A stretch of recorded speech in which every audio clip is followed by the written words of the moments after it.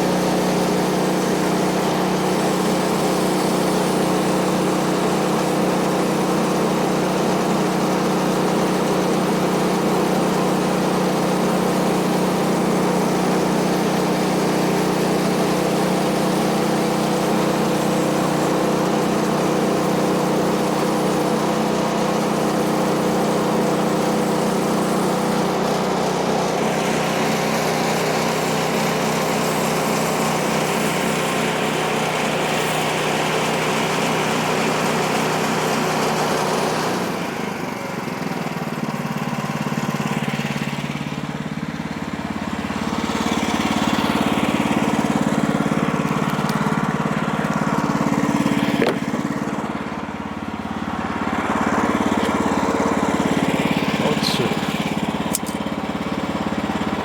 11.5 inches.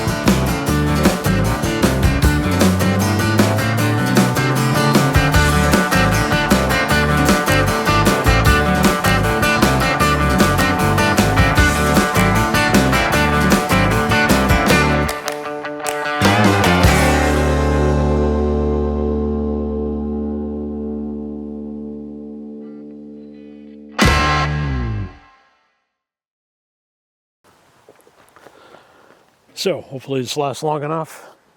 I forgot that my Canon shoots for 20 minutes and then takes a siesta. I have no idea why it's that. So you're gonna miss the last 20 minutes of me cutting this up. So that's 7 3/4 by 7 3/4 on this end. A little bit less on this end because I've got some wainscoting and stuff going on there.